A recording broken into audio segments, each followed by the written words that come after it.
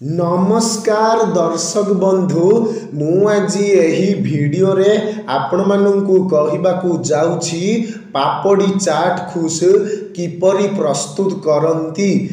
जदि आपण माने केही चैनल रे नुआ थांती चैनल को सब्सक्राइब करंतु एवं पाखरे आसुथिबा बेल आइकन टी ऊपर प्रेस करी पुणी ऑल नोटिफिकेशंस ऊपर क्लिक कर दियंतु। ताहेले एमिति जहा भी किछि नुआ नुआ रोषेई संबंधी वीडियो अपलोड करी सर्वप्रथमे आपण माने देखिबा को पाई परिबे एवं चैनल को यथेष्ट मात्रा रे लाइक शेयर करबा को मध्य भूलिबेनी। ताहेले चलंतु देखि नबा पापड़ी चाट खुश किपरि प्रस्तुत करंती एवं एथि पई कोन कोन सामग्री प्रथमे नेबा को हुए।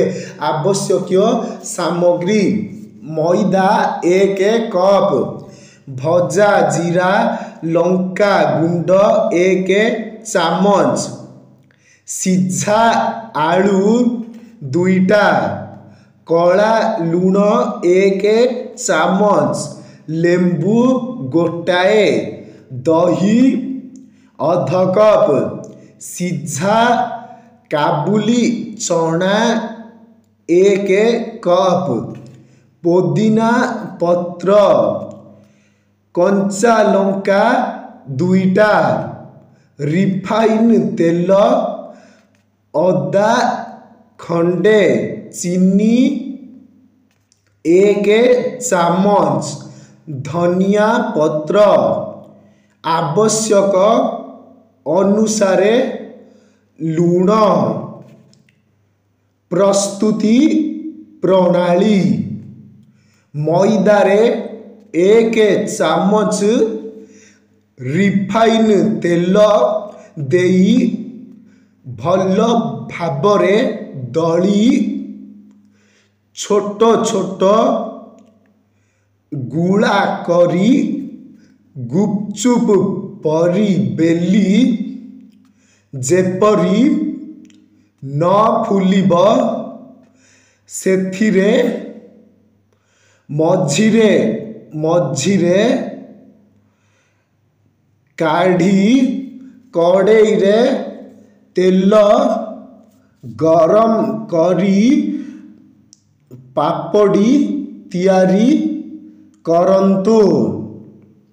सिझा आलू चोपा छड़ाई धनिया पत्र ओ पुदीना पत्र चकटी दियंतु। दही लुण चीनी अध कप पानी मिसाई भल भाबरे चकटी दियंतु।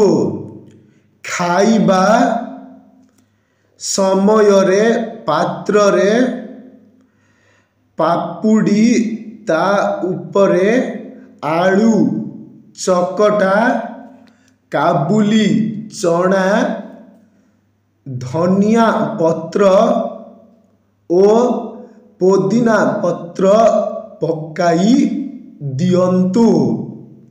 सेथिरे अदा ओ कंचा लंका मध्य छिंची दियंतु। सेथिरे कला लुण ओ लेंबू रस देई पारिबे।